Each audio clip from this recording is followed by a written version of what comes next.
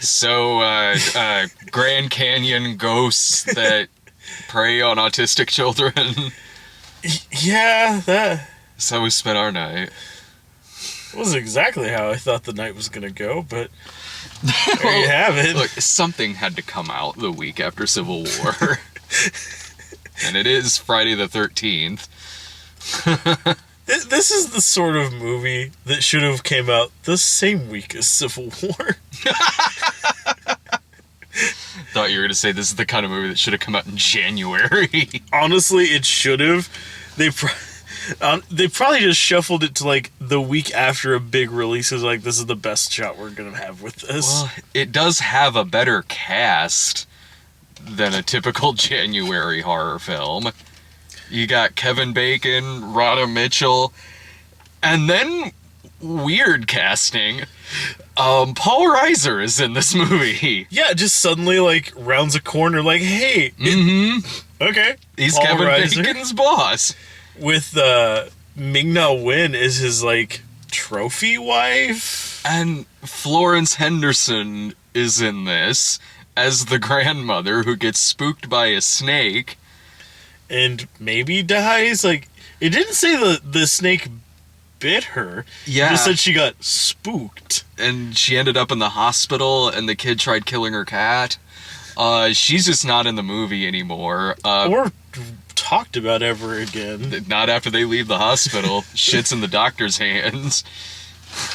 Oh, and the kid, too, is the kid that plays young Bruce Wayne on Gotham. Oh, is it really? Honestly, the only person I didn't recognize from something else was the daughter. Yeah. I couldn't place her off the top of my head. Which, I mean, if I have seen her in something else, like, I don't give a shit. Yeah, it's... I mean, some of the acting is fine in the movie. I mean, it's got good actors in it. And it's... Greg McLean directed this, who is a director that I do really like, so... I mean, that makes it easier to sit through than, like, that piece of shit Other Side of the Door movie I went to go see a couple of months ago. But this is a hard movie to talk about because it's like reviewing those YA movies. I feel like I've reviewed this movie 100 fucking times already. Oh, yeah. I mean, straight up and down, like, the first... this thing was, what, like, 90 minutes? 90 minutes. Give or take. Like, the first 80 of those minutes is almost shot for shot the same movie as Dark Skies. Kind of. I mean, like it... Because Dark Skies itself was a ripoff of so many other things, but well, yeah, but I mean, just with this one, like, with the... You know, the kid having issues and, like, the mom being more or less stay-at-home mom. Like, it had a lot of, like, very much the same beats for me. Especially, like, with the escalation of weird shit. It's just, you know, Indian ghosts as opposed to aliens or whatever. A movie like Insidious as well. It's, you can make a checklist of so much shit that happens in this movie that you've seen before. From jump scares to, fake out dream sequence, to the kid is the only one who can see the ghost, and he's got a nickname for the ghost named Jenny, and that's never explained. Which, yeah, I still want to know the thought process that these 5 ancient Native American spirits sat around and, like, he asked, tell him Jennifer. No, Jenny. Yeah, make us sound cool. Who are you talking to, honey? I'm talking to Jenny. Fuck, I've seen this before. I've seen this so many fucking times before. That. Not Toby. They find out about what the ghost might be from an internet search montage and videos on YouTube. And lo and behold... Taken straight from, like, Sinister. Yeah. And then lo and behold, someone that they know kind of happens to know something about the type of spirits they are, so they recommend a healer who is, of course, a foreign character, like in every single one of these movies, and goes in and exorcises the demons in the house, so there's another climax with shit going bonkers in the house. Then it goes, beat for beat, the ending of Poltergeist. Yeah. Or the same, like, medium that popped up in, like, Paranormal Activity 2. Or any of these movies. Like, it's the same shit. It's the same fucking shit. I don't know why this movie was worth making. Oh, for the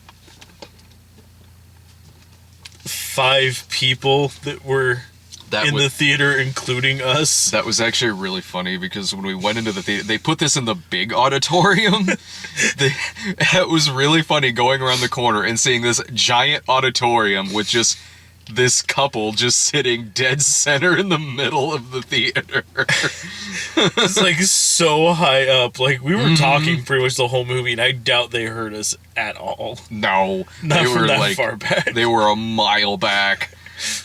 They were just sitting up straight when we walked in. It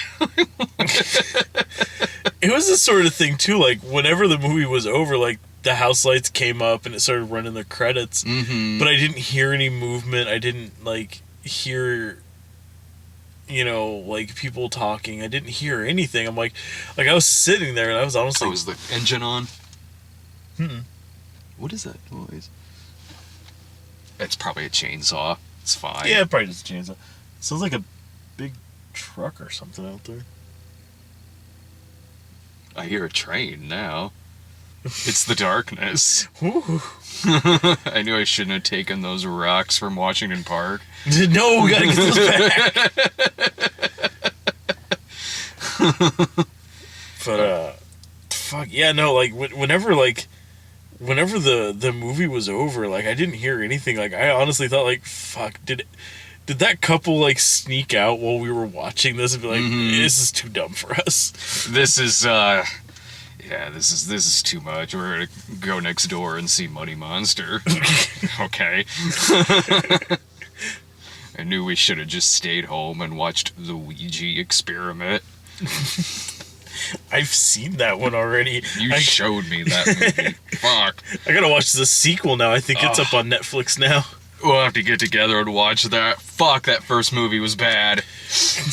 The only thing that this movie doesn't do, which I honestly commend it for, is that it doesn't do the boo jump gotcha scare at the end of it. Yeah, Bagul didn't jump out and try to scare us. Yeah, Bagul, or like Skype Ghost from Unfriended, or like any other Blumhouse movie. Maybe that's why this is Blumhouse Tilt. Because it didn't have the stupid ass jump scare at the end. No, like at the end of this, like, it ends perfectly happy for this family.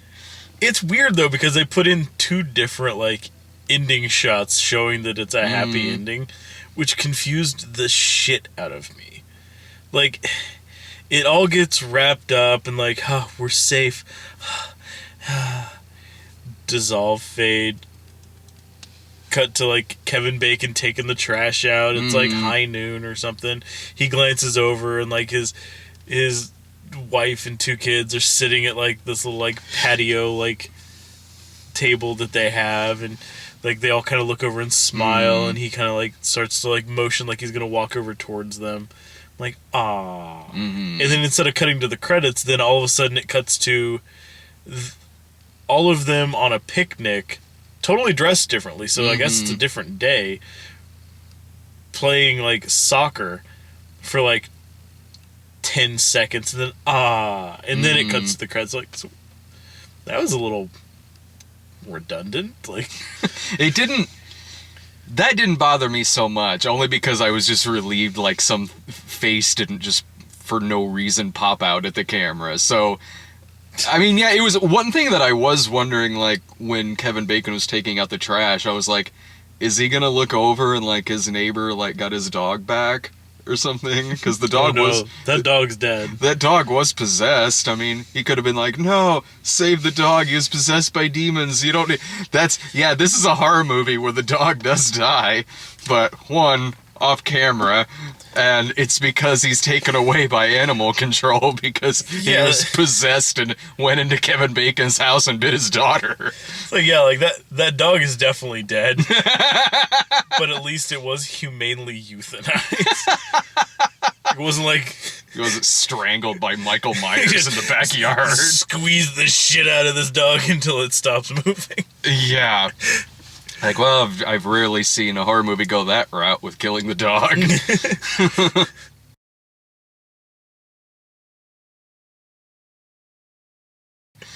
But yeah, it was,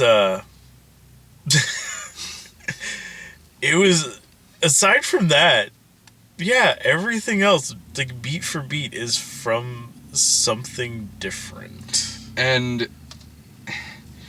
Because... What that loud noise was, that giant shitty van rolling past us. Oh, at least it's got windows in it. As my old upstairs neighbor, who's always playing drums all the time. He's still being loud in our video. God damn it! It's like, fucking hell, Chris. Don't worry, he's coming back. Yeah? I guess maybe you just wanted to come over here and see what we were up to. Yeah. Because he is driving right back home now. What the fuck? Well, he's literally pulling right back to where he just pulled out of. There goes the midnight screenings killer. In his windowless van. He reviews movies in it and then kills you. If you disagree with him. That's a hell of a hook he's got for his review show. I agree with you. Zoolander 2 is a great movie. Just don't kill me. I actually wasn't much for it. Stab. It's like, really? Dying over your indifferent opinion of a movie? That's a more original movie than the one we just sat through. And because it is co-written and directed by Greg McLean, like, he does spend a lot of time with these characters. He devotes kind of little stories to all of them, whether it's the autistic kid, whether it's Kevin Bacon having an affair, whether it's Rhoda Mitchell's alcoholism, or the daughter being bulimic. It does spend a lot of time with these characters. It does kind of build up their stories a little bit and how they've drifted apart as a family, seemingly as a result to some shit that the ghosts do. But the problem is I kind of don't give a shit about a lot of these people. Well, yeah, well, and plus, like, okay, yeah, like, they bring up the part, like, oh, well, like, the thing that these spirits will do is try to, like, it's like, you know, bring out the darkness in people and drive them apart. But, okay, that kid was already autistic. Rhoda Mitchell was a recovering alcoholic anyway. They don't exactly give a time frame on Kevin Bacon having an affair, but, I mean, it sounds like it was a while ago. And then the daughter, I mean, she had enough jars under her bed of throw up that Yeah. she didn't exactly just start. I mean, maybe it just, like, kind of just expanded. I mean, maybe it just kind of, like... It helped them all just really, like, have a problem with it all. Yeah, because in the opening scene, they all seem perfectly fine and happy together. So whatever problems that they did have seem to have just kind of come in full force and all out in the open, like, as these months go on in the movie. But the kid is kind of annoying. I mean, I like Kevin Bacon. I like Rhoda Mitchell.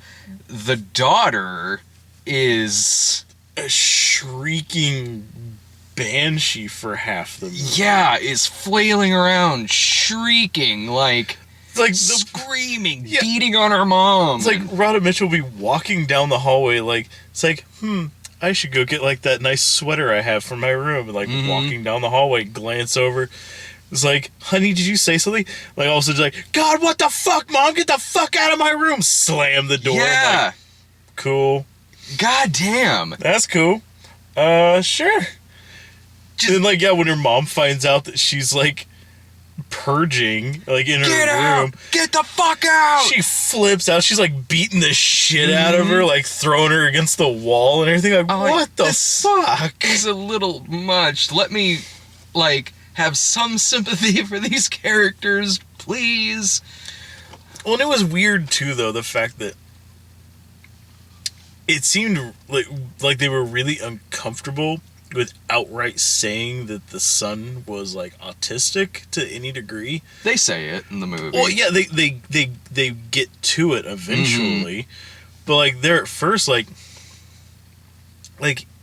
he doesn't have any lines there at first, but I mean, it's focusing on like a lot of different stuff, like, you know, like it's not immediately aware, like, he's probably autistic because he's a kid sitting there looking at rocks. Well, that's because they took out all the times he said bazinga. See, that's my tip off anyway.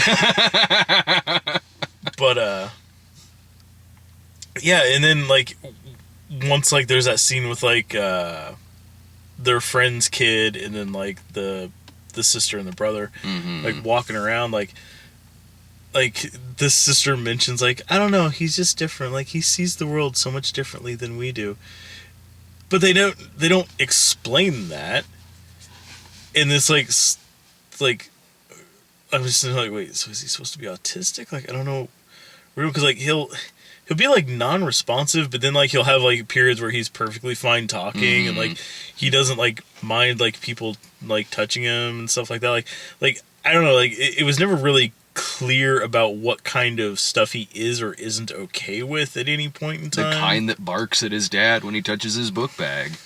Yeah, the honestly, him touching his book bag seemed to be the only tick that this kid had. At least we got to see them do the awesome Google search of autism supernatural.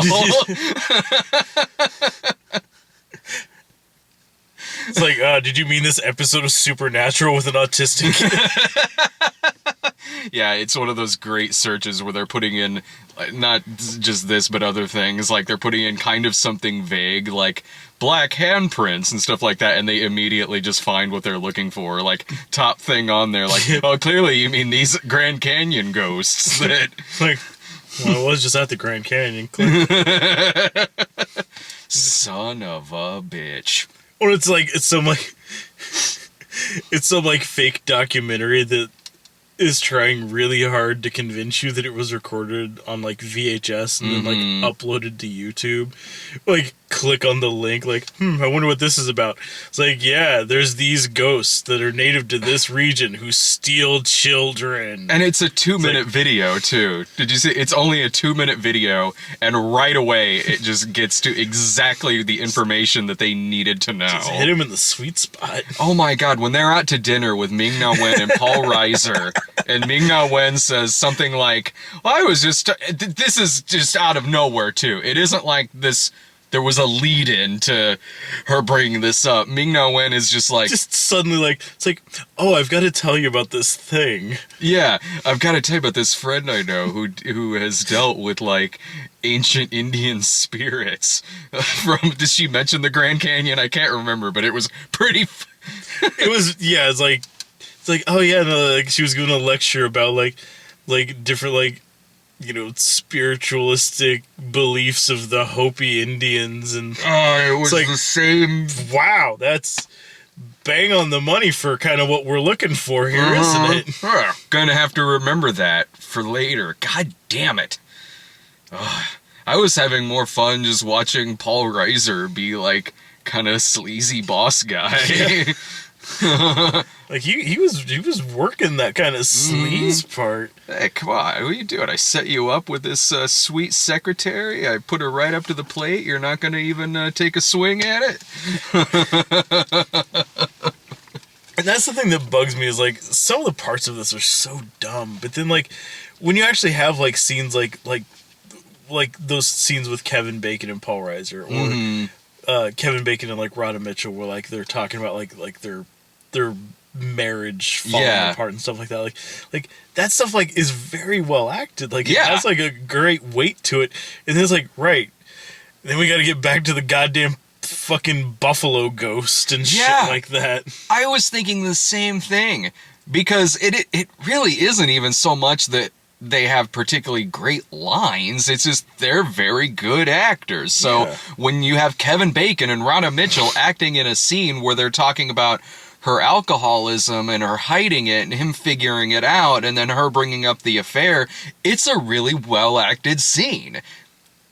And then it just goes into like Insidious territory again. That's it. Like, you get to see Kevin Bacon, so when he's talking about his kid, you get to see Kevin Bacon say the great line of like, look, I can deal with the counting, the chanting, the clicking on the lights, but I draw the line at setting fires. It's like, well, I guess it's good to know where the line is. Kid sets his room on fire at one point. That was after he tried killing the cat. and again, like, yeah, pretty much scenes like straight from other movies. Like they keep finding like kind of like how with Sinister, like there were like those couple like different like animal things that like you know preceded like Bagul showing up. This one kind of does a similar thing, but I feel slighted by the fact that it didn't go all the way with it, because there were 5 animal spirits that they were dealing with. The crow, coyote, snake, wolf, and the buffalo. And at a point, like, there's, like, a big crow sitting on, like, Rhoda Mitchell's car, and, like, Kevin Bacon has to shoo it away, and, like, the snake suddenly appears on, like, the counter at, like, Grandma's house. At one point, there's this, like, a coyote in a tree house. I'm assuming the wolf was represented by the neighbor's dog freaking out. Like, I felt really slighted that, like, I was just waiting for them to, like, open the door and just, like, like, honey, there's a fucking bison in the living room. I don't exactly know what to do about this situation. Do what you do on Oregon Trail. Meat. Get dysentery and die. I'm really glad you brought that up, because I was thinking that too when they mentioned a buffalo, because they mentioned that at a point where you realize what's going on. We've already seen a crow, we've already seen a snake, so I'm like, I was thinking that too. I'm like, and I completely forgot about it, but like, is it just, are they gonna be like it, I don't know, like a sports equipment store where there's like a fucking buffalo's head on the wall and it like winks at them or shit, some shit. Ding. Yeah, I feel slighted. I mean, there was that scene where like Kevin Bacon's outside and he looks up and he sees in the window and like it's the outline of like the actual like, you know, human shaped like spirit, like obviously wearing like the buffalo, you know, helmet thing. Like, well, that's probably their cop out. Like, instead of like suddenly there's a buffalo in their house, it would have gotten my attention. It wouldn't have been scary, because nothing in this movie is there is not a single scare in this entire film, not a one. Yeah, no, that at least sometimes in like, I mean, you can have like some pretty low rent, not well acted horror films that, depending on how you pace a jump scare, I mean, you can at least get like elicit some kind of reaction. But like, this didn't even have that. It was just like, oh. And then there's a snake, and then there's a dog in front of her face. All right, like there's. It's like, I guess if you're like afraid of animals suddenly being places. Yeah, or if you're the type that goes to see any of these movies and you just want to, like, it just makes you fucking scream, like in the stupid-ass trailers you usually see where it's showing reaction shots from the world's dumbest audiences. Yeah, I have to wonder, like, how they screen those. Like, Like, is there like a psych eval beforehand? Like, it's like, now, so you said you're afraid of people in long trench coats. Interesting.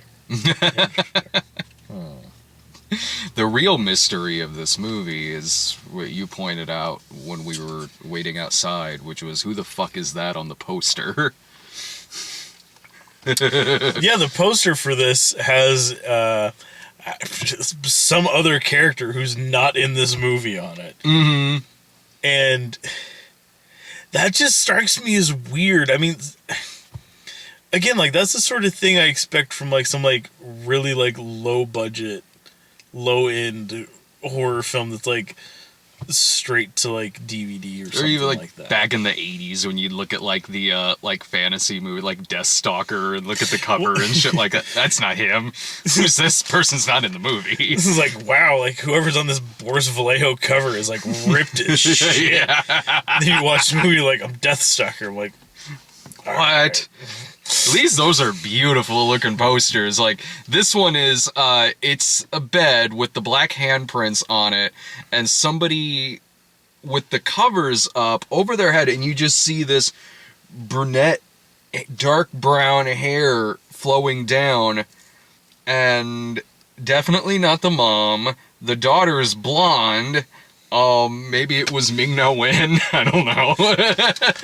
She's about the only candidate still. Like, that made me wonder, like, it's like, well, maybe, like, was this based off of, like, a short film and they just took a still from the short film to use as the, Maybe they just thought that with the color. no one would notice. Well, yeah, that, and also maybe just they figured just with the rest of the color scheme they were using on the poster, they probably just figured brown hair would match the rest of it better than blonde coming out. Oh, yeah, I mean, it's white walls, white pillowcases, white comforter. Like, basically, it's an all white.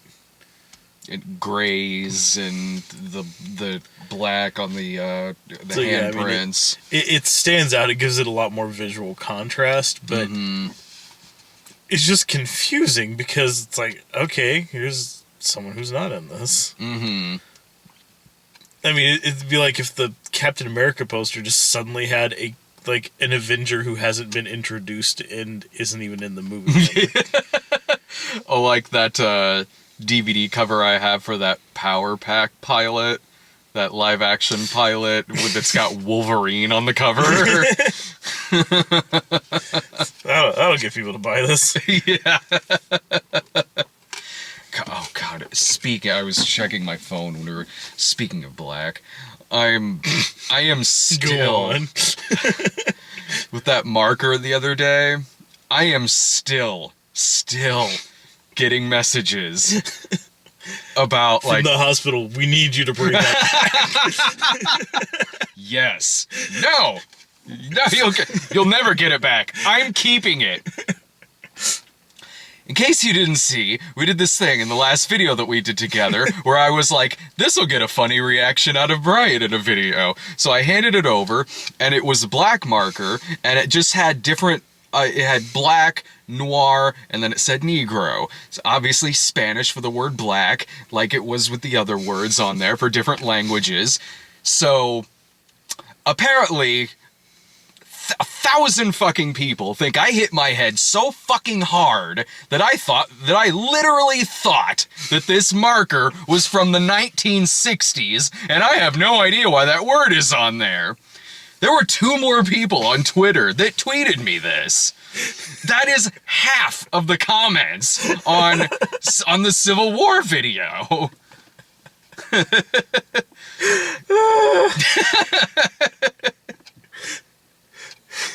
God, I haven't hated me that I'm like I already see where this is going. I'm like, surely to God, he knows that that's Spanish. Yes. Fucking hell. Like, I haven't been actually in a long time. Boy, did it make up for it with every single fucking one of them coming out of the woodwork. Jesus fucking Christ. What did you learn? Don't go for the low-hanging fruit. I learned to just leave markers at the hospital and steal the rubber gloves instead. Actually, Brad, they're technically not rubber.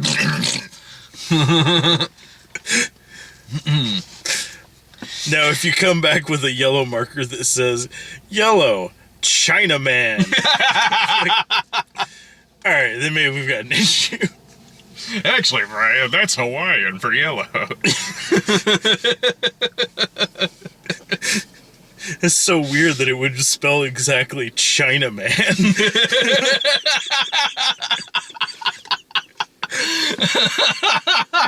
I mean, what are the odds? Asian American marker, please.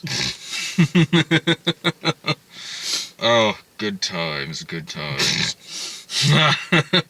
Well, any final thoughts about this movie? Would you recommend this in any capacity whatsoever? No. No, me neither. There's no reason to see this movie. I mean, if you're really behind on a bunch of other movies, and you're like, man, like, I haven't seen, like, the remake to Poltergeist. Shit. I haven't seen Sinister. I haven't seen Insidious. I haven't seen... Like, if you've got a long list of shit you haven't seen, I mean, yeah, sure, watch this one and catch up. Like, it'll it'll save you the time of having to watch all the other ones, but at the same time, like, just watch those ones, though, Yeah, too. watch anything. Yeah. Like, because while it's not necessarily poorly made or anything like that, and while the acting is fine, it's not scary in the least bit. There's a million other movies you could watch instead of this, just rendering this movie pointless for any reason to watch this damn thing. The only reason why I would say, like, okay, maybe you should watch this, is if the only choice that you have is between this movie and The Other Side of the Door, then okay, sure, go for this one. That's a sucky night you're gonna have regardless. Yeah, I was like, I feel really bad for you if that's your options for the night. Like, look, we got this that you don't want to watch, or this other one that you probably also don't want to watch. It's like, ooh, goody. I would recommend The Forest more than I would recommend this. Like, at least The Forest had, like, maybe, like, 10 minutes or so where I was like, oh, I guess something interesting's happening.